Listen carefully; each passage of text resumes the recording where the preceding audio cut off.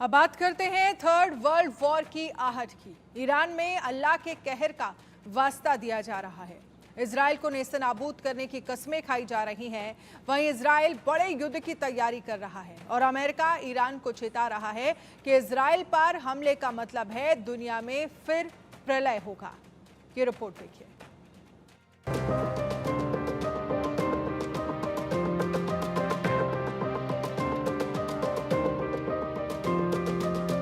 Israel पर हमला मतलब प्रलय।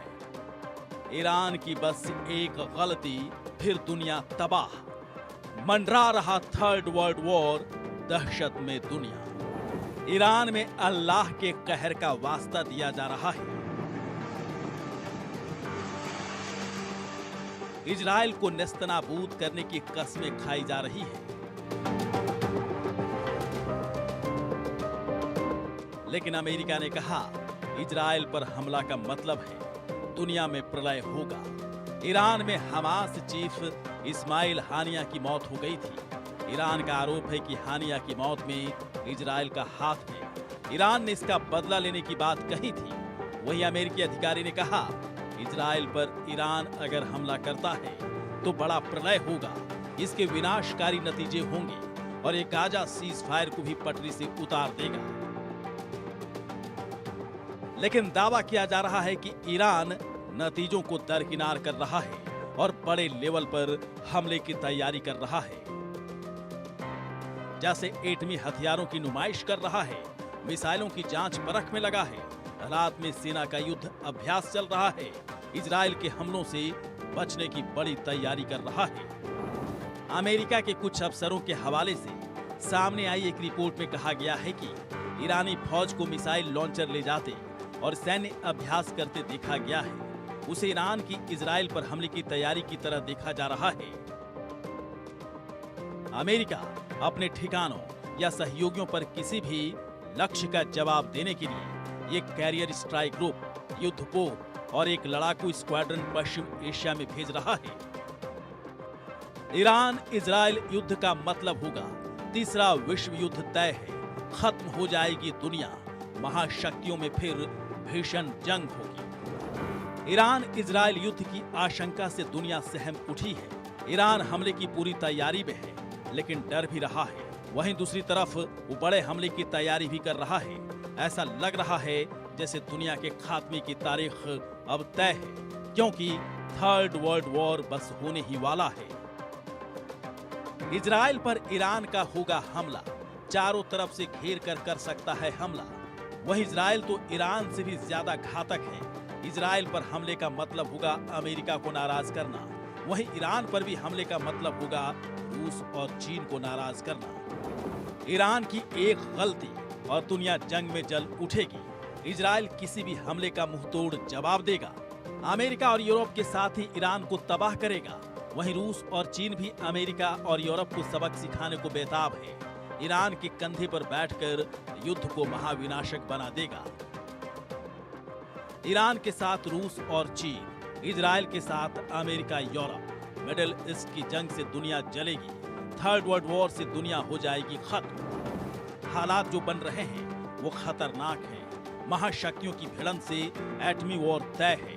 अभी ईरान डिफेंस स्ट्रेटजी पर लीथल प्लानिंग कर रहा है। तो सवाल है कि ईरान कैसे हमला करेगा। मिसाइल ड्रोन से कई तरफा हमला कर सकता है। अमेरिकी सेना पर भी एक साथ हमला करेगा। कई दिनों तक लगातार हमले को अंजाम दे सकता है। ईरान की घातक तैयारी से मिडिल ईस्ट ही नहीं बल्कि पूरी दुनिया में जंग छिड़ेगी। दुनिया में युद्ध के कई और फ्रंट ओपन हो जाएंगे। इजराइल भले ही छोटा देश है, लेकिन सैन्य ताकत में खूंखार है। वहीं अमेरिका जैसी महाशक्तियों का भी इसे साथ है। ईरान तभी हमला करने से पहले पानी पी पी कर सोच रहा है। वो डरा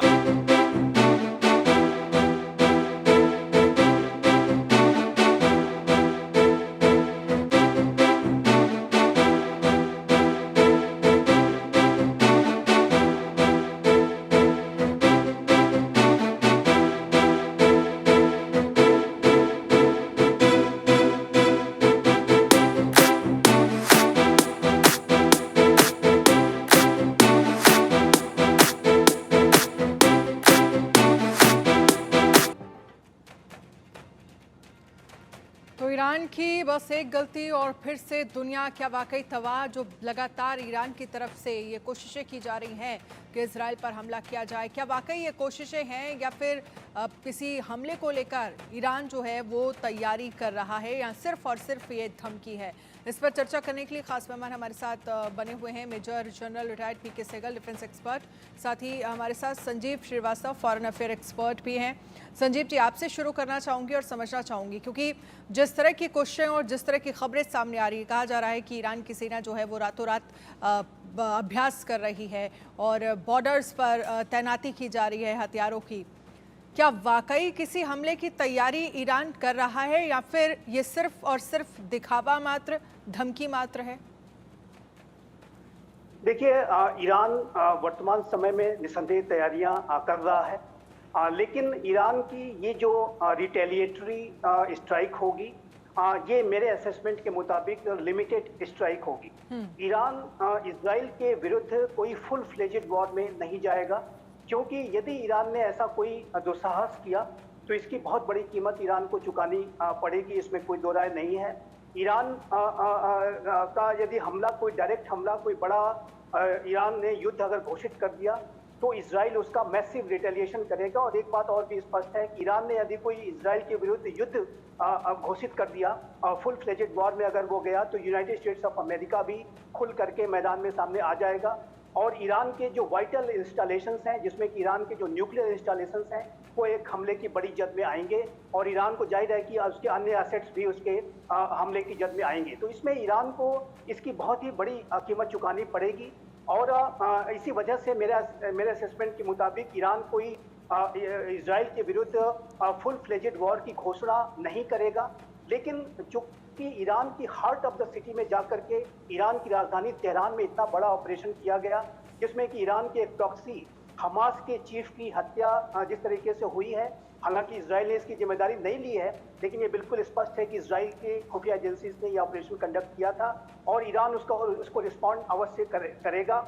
लेकिन ये जो रिस्पॉन्स है ईरान का, ये लिमिटेड होगा और इस बात की ज़्यादा प्रबल संभावना दिखाई देती है कि ईरान अपने प्रॉक्सीज के माध्यम से, विशेष रूप से हिजबुल्लाह के माध्यम से कोई बड़ी कार्रवाई, कोई बड़ा ऑपरेशन अंजाम दे सकता है। लेकिन जहाँ तक इजराइल का प्रश्न है और उसके साथ खड़े हुए अमेरिका का प्रश्न है, तो दोनों ही हाई अलर्ट मोड में हैं।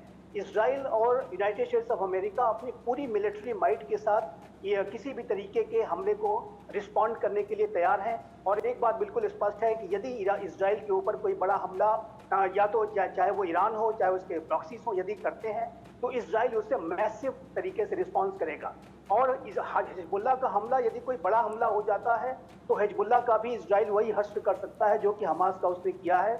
ये बात भी हिजबुल्लाह जानता है। इसी वजह से मेरा ऐसा मानना है कि चाहे वो ईरान हो या उसके प्रॉक्सीज हों, ये सभी इस समय वर्तमान समय में कैलकुलेशंस में हैं और वो लगातार जो है इस बारे में विचार मंथन कर रहे हैं कि हमला तो वो करेंगे, उसके बाद का जो रिस्पांस है उसको वो कैसे डील करेंगे। उसका उनके ऊपर भारी दबाव है। अमेरिका की पूरी मिलिट्री माइट भूमध्य सागर में मौजूद है। अमेरिका की aircraft carriers, nuclear submarines, fighter jets, और अमेरिका ने अपनी पूरी ताकत वहाँ पर तैनात कर रखी है। और ये भी एक बात अन्य जो इसमें बिल्कुल स्पष्ट रूप से दिखती है कि चाहे वो ईरान की मिसाइल्स हों या हिजबुल्लाह के रॉकेट्स हों, उन सभी को नेस्तनाबूद करने में अमेरिका और इजराइल पूरी तरह से सक्षम है। अभी लास्ट अप्रैल में जो ईरान ने 300 से ज़्यादा जो ड्रोन्स और मिसाइल का हमला किया था, उसको जो है अमेरिका और इजराइल ने मिल करके नाकाम किया था। 60% ईरानियन जो प्रोजेक्टाइल्स थे उसको अमेरिका के एयरक्राफ्ट कैरियर में जो तैनात जो एयर डिफेंस सिस्टम्स हैं उन्होंने उसको ध्वस्त कर दिया था। अमेरिका के फाइटर जेट्स ने भी अनेक मिसाइल्स को मार गिराया था। तो ये जो ईरान के और उसके प्रॉक्सीज के किसी भी हमले को डील करने के लिए और उनके हमले को नाकाम करने के लिए इजराइल और यूनाइटेड स्टेट्स ऑफ अमेरिका पूरी तरह से तैयार हैं। और ये बात ईरान जानता है, ये बात उसके प्रॉक्सीज जानते हैं। इसी वजह से ये सारी स्थितियों को ध्यान में रखते हुए और इजराइल और अमेरिका के जो मैसिव रिस्पांस को ध्यान में रखते हुए ईरान इस समय एक कैलकुलेशन की मोड में है वो लगातार इस बारे में वो विचार मंथन कर रहे हैं कि आखिर वो किस तरह से आगे बढ़े।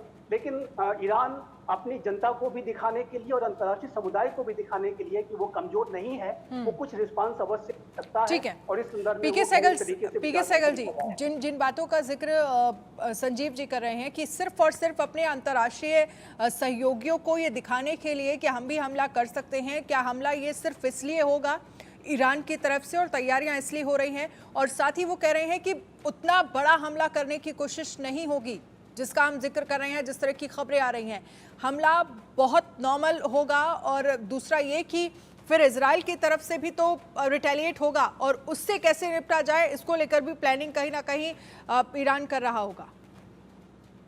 देखो, हम केवल स्पेकुलेट कर सकते हैं ईरान क्या करेगा, किस समय करेगा, कितने बड़ा पैमाने पर करेगा, ये तो समय बताएगा।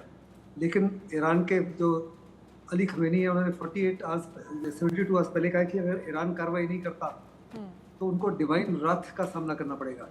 यानी दूसरे लफ्जों में साफ शब्दों में कहा है कि ईरान बहुत बड़े पैमाने पर कार्रवाई करने जा रहा है और ये कार्रवाई मल्टी फ्रंट होगी, मल्टी प्रोंग्ड होगी। पिछली बारी जब उन्होंने 300 ड्रोन का जिक्र किया है, वो ड्रोन गए थे सऊदी अरेबिया के ऊपर से, जॉर्डन के ऊपर से, यूएई के ऊपर से, जो इसराइल के साथ दोस्ताना रिश्ते रखते हैं। 60% हम शूट कर गए थे, बाकी रेड सी की तरफ से। इस बारी जो हमला होगा वो इराक के माध्यम से, सीरिया के माध्यम से, लेबनान के माध्यम से। ये जो फ्रेंडली फोर्सेज हैं जो इसराइल के मदद कर रही थी, किसी प्रकार से किसी उनको डिटेक्ट करके डिस्ट्रॉय नहीं कर पाएंगी। जहाँ तक अमेरिका का ताल्लुक है, अमेरिका भी उतने बड़े पैमाने पर इनके खिलाफ कार्रवाई नहीं कर पाएगा। और अगर इसराइल को बहुत बड़े पैमाने पर तबाही होती है तो मेरे मुताबिक ये गलती केवल और केवल नेतन्याहू कर रहे हैं अपनी कुर्सी और अपने सर्वाइवल के लिए। जिस माफी की उन्होंने हवानियत की है गाजा वगैरह में, और जिस माफी की हवानियत वो कर रहे हैं मिडल ईस्ट में, वो वास्तव में उनको पनिशमेंट मिलनी चाहिए। और अमेरिका भी साफ तौर पे जानता है, अमेरिका ने बड़ा प्रेशर डाला रहा है। America, Canada, France, Britain, Germany, 5 देश मिलकर इनको बार बार कह रहे हैं कि आप ईरान को कि आप हमला मत कीजिए, हम पक्का यकीन कर रहे हैं कि गाजा में सीज फायर हो जाएगा। ईरान ने साफ तौर पे कहा है सीज फायर और नो सीज फायर, ये हमला तो हम जरूर करेंगे। और मैं ये भी साफ पे दर्शाना चाहता हूँ कि पूरी दुनिया इफेक्ट जरूर होगी, लेकिन कोई थर्ड वर्ल्ड वॉर का खतरा नहीं है, कोई एटॉमिक वेपन्स यूज का खतरा नहीं है। ईरान ने कुछ दिन पहले उनके एक मंत्री ने साफ तौर पे ओपन स्टेटमेंट घोषणा कर दी थी कि हमने न्यूक्लियर वेपन्स अख्तियार कर लिए। क्या वो पाकिस्तान ने उनको दिया है या नॉर्थ कोरिया ने दिया है या चाइना या रशिया, ये तो मैं नहीं जानता। लेकिन साफ तौर पे उन्होंने दर्शाया कि अगर अमेरिका ने या इजराइल ने गलती की इस माफी का हथियार इस्तेमाल करने के लिए, तो हर प्रकार से इजराइल को कम्प्लीटली वाइप आउट कर सकते हैं। और बहुत बड़े पैमाने पर जो अमेरिकन आर्माडा है वहाँ पर, उसको भी बर्बाद कर सकते हैं।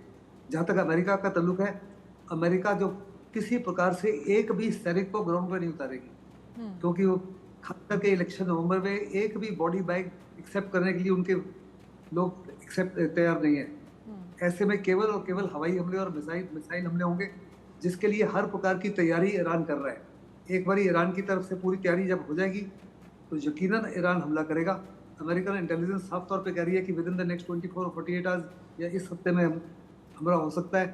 तमाम कोशिशों के बावजूद ये हमला ज़रूर होगा, क्योंकि मेरे मुताबिक गलती ईरान नहीं कर रहा, गलती तमाम दुनिया के समझाने के बाद, हमारे प्राइम मिनिस्टर ने भी नेतन्याहू से बात की है, उसको समझाने के बावजूद नेतन्याहू जो है वो सीज फायर के लिए तैयार नहीं है। वो ऐसी शर्तें रखते हैं जिससे लड़ाई खत्म ना हो, क्योंकि उनको साफ तौर पर मालूम है जिस दिन लड़ाई खत्म हुई या जिस सीज फायर हुआ उनकी कुर्सी गिर जाएगी और वो शायद जेल में जाएंगे। उनके ऊपर बड़े करप्शन केसेस हैं, इसीलिए वो नहीं चाहते किसी प्रकार से कि लड़ाई खत्म हो। जहाँ तक अमेरिका का मिलिट्री इंडस्ट्रियल कॉम्प्लेक्स है, वो भी नहीं चाहता कि लड़ाई खत्म हो, क्योंकि अगर देखो तो उनके शेयर प्राइसेस जो है 1000 गुना से भी ज़्यादा बढ़ चुके हैं। इसलिए उनका मिलिट्री इंडस्ट्रियल कॉम्प्लेक्स नहीं चाहता, नेतन्याहू नहीं चाहता। और बड़ा लाजमी है, बहुत लाजमी है कि ईरान जो है इसराइल को सबक सिखाए। इसराइल बहुत बड़े पैमाने पर it will go back by 20 to 30 to 40 years, और वहाँ के अवाम जो है प्रेशराइज नहीं कर पा रहे नेतन्याहू को कि वो सत्ता छोड़ दें या किसी प्रकार का समझौता करें। ठीक है,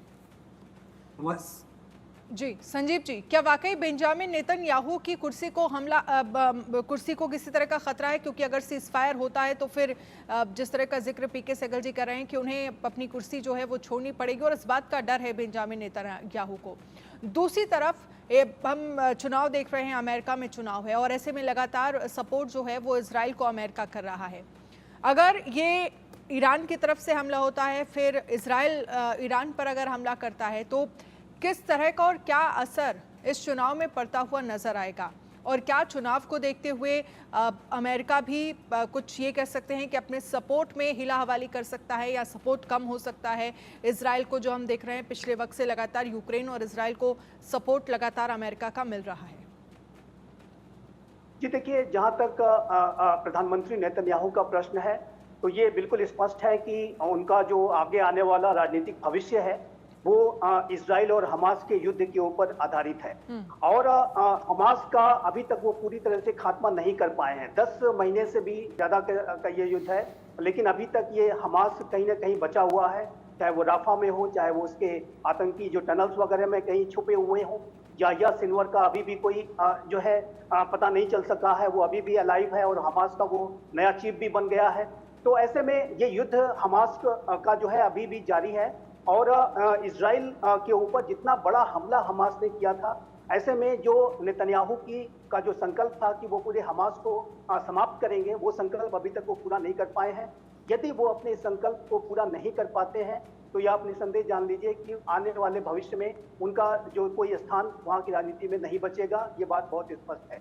और इसी वजह से नेतन्याहू अपने राजनीतिक भविष्य को भी बचाने के लिए और हमास के द्वारा फिर से किसी भी तरीके की कोई हमला इस तरह का न कर सके, वो उसको समाप्त करने के लिए वो युद्ध जारी रखेंगे। लेकिन हमास के समर्थन में जिस तरीके से हिजबुल्लाह ने, हूती ने हमले किए हैं और इजराइल के जो हमास के विरुद्ध लड़ाई में उसको डिस्ट्रैक्ट करने के लिए लगातार हिजबुल्लाह और हूती के द्वारा अनेक कार्रवाइयां की जा रही हैं। ऐसे में जाहिर है कि हिजबुल्लाह ने एक नया फ्रंट खोल दिया है। और अब जब जिस तरीके की जो कार्रवाई इजराइल बेरूत में जाकर के उसने हाल के समय में की है, जिसमें कि हिजबुल्लाह के टॉप कमांडर्स को उसने मार गिराया, तो ऐसे में तो हिजबुल्लाह के साथ भी उसका एक नया फ्रंट खुल गया है। तो और हूती रेड सी में जिस तरीके के हमले कर रहा है वो भी हमास के समर्थन में ही कर रहा है। तो नेतन्याहू का जो चैलेंज है बहुत बड़ा है और मेरा ऐसा मानना है कि नेतन्याहू इस लड़ाई को आगे आने वाले समय में भी जारी रखेंगे। और ये जो चाहे वो हमास हो, हिजबुल्लाह हो, हूती हो, सभी ईरानियन प्रॉक्सीज हैं और ईरान के साथ जाहिर है कि तनाव बढ़ना बिल्कुल लाजमी है। लेकिन आपने जो प्रश्न पूछा है यूनाइटेड स्टेट्स ऑफ अमेरिका का, तो देखिए यूनाइटेड स्टेट्स ऑफ अमेरिका में चाहे वो रिपब्लिकन्स हों, चाहे वो डेमोक्रेट्स हों, इजराइल को वो कभी भी इग्नोर नहीं कर सकते। इजराइल के ऊपर यदि कोई संकट आएगा तो आप ये बाई पार्टीजान तरीके से यूनाइटेड स्टेट्स ऑफ अमेरिका अपनी का जो पूरा पॉलिटिकल इस्टेब्लिशमेंट है, पूरा मिलिट्री इस्टेब्लिशमेंट है, वो कंधे से कंधा मिला करके इजराइल के साथ खड़ा रहेगा। इसमें कोई दो राय नहीं है। और चाहे वो कोई इजराइल के ऊपर कोई बड़ा हमला अगर हो जाता है तो आप देखेंगे कि यूनाइटेड स्टेट्स ऑफ अमेरिका की कांग्रेस में एक कंसेंसस बेस्ड तरीके का वहां पर जो है रिजोल्यूशन आएगा और उसमें वो इजराइल को पूरी तरह से सपोर्ट करने की बात करेंगे। क्योंकि जो ज्यूज लॉबी है यूनाइटेड स्टेट्स ऑफ अमेरिका की, वो बेहद पावरफुल लॉबी है और ज्यूज लॉबी को कोई भी राजनीतिक दल अमेरिका का, चाहे वो डेमोक्रेट्स हो चाहे वो रिपब्लिकन हो, उसको इग्नोर नहीं कर सकते। और इसी वजह से इजराइल इस बात को लेकर के आश्वस्त है कि चाहे वो वर्तमान समय में बाइडेन एडमिनिस्ट्रेशन हो या भविष्य में ट्रंप एडमिनिस्ट्रेशन या कमला हैरिस एडमिनिस्ट्रेशन आता है, तब भी जो यूनाइटेड स्टेट्स ऑफ अमेरिका की जो पूरी ताकत है वो इजराइल के साथ खड़ी रहेगी। और जैसा कि मैंने कहा कि कोई भी राजनीतिक दल अमेरिका का, रिपब्लिकन्स हो या डेमोक्रेट्स हो, वो इजराइल को इग्नोर करने का साहस नहीं कर सकते। और जो ज्यूज लॉबी है वो डेमोक्रेटिक पार्टी में भी बहुत स्ट्रांग है, रिपब्लिकन पार्टी में भी बहुत स्ट्रांग है, हर जगह उनका प्रेजेंस है। और इसी वजह से आप देखेंगे कि इजराइल का जो पूरा सपोर्ट है वो हर तरह से बना रहेगा। और यदि ईरान ने, मैं अंतिम बात कहना चाहता हूँ कि यदि ईरान ने कोई ऐसा हमला कर दिया कि जिससे कि इजराइल को बड़ी क्षति उठानी पड़ेगी, तो आप देखेंगे कि United states of America Iran के विरुद्ध कोई बड़ी सीधी कार्रवाई भी कर सकता है। इस बात की संभावना से इनकार नहीं कर सकते। और मेरा ऐसा मानना है कि इसी वजह से इजराइल के और अमेरिका की रिस्पॉन्स को लेकर के ईरानियन सतर्क हैं। ईरान इसके कैलकुलेशंस में है। वो जानता है कि यदि उसने कोई बड़ा एक्शन ले लिया और कोई लिमिटेड न रख करके उसने कोई बड़ा मैसिव तरीके का बड़ा एक्शन ले लिया, तो ऐसे में जो रिस्पांस होगा इजराइल का और अमेरिका का वो बहुत ही ज़्यादा बड़ा होगा और वो ईरान के लिए काफ़ी जो है हानिकारक साबित होगा, इसमें कोई दो राय नहीं है। इसी वजह से मेरा ऐसा मानना है कि ईरान जरूर हमला करेगा और इसका हमला करने का, जैसे कि मैंने कहा कि उसका जो लक्ष्य है अपनी डोमेस्टिक कॉन्स्टिट्यूएंसी को पहले दिखाना कि वो कमज़ोर नहीं है और अंतर्राष्ट्रीय समुदाय को भी ये दिखाना कि वो कमज़ोर नहीं है, वो कुछ रिस्पॉन्स करेगा। लेकिन ये रिस्पॉन्स लिमिटेड होगा और ये रिस्पॉन्स इस बात की संभावना ज़्यादा प्रबल है कि वो हिजबुल्लाह के माध्यम से या उसके जो अन्य प्रॉक्सीज हैं उसके माध्यम से ज़्यादा बड़े तरीके का आ सकता है और उसको डील करने के लिए अमेरिका और इजराइल अपने आप को तैयार कर रहे हैं। ठीक है, रिस्पांस जो है, हमला जो है वो लिमिटेड होगा, आप जिस तरह से कह रहे हैं लगातार। लेकिन पीके सहगल साहब, क्या आप भी मानते हैं कि अगर अमेरिका में सरकार में कुछ फेरबदल होता है या सरकार वहां पर बदल जाती है, हालांकि जो बाइडेन तो चुनावी मैदान में है ही नहीं, तो क्या, क्योंकि अमेरिकन जो हैं वो इजराइल को कभी इग्नोर नहीं कर सकते, जिस बात का जिक्र संजीव जी कर रहे हैं, तो उसके बाद भी क्या किसी तरह का सपोर्ट लेवल इजराइल के लिए कम होगा या नहीं? और दूसरा, अगर इसी तरह से लगातार हमले होते रहे ईरान इजराइल पर और इजराइल ईरान पर, तो आगे जाकर स्थितियां क्या बनती हुई दिख रही हैं? देखो, अगर आपको याद होगा, जितना भी वहाँ यूथ है वो बाइडेन के खिलाफ होना शुरू हो गए थे। जितने भी स्टेट्स हैं जो कहा जाता है बहुत लाजमी है इलेक्शन के लिए, वहाँ के सारे अवाम जो है और यूथ जो है बाइडेन के खिलाफ हो गए थे इस इशू को निगाह में रखते हुए।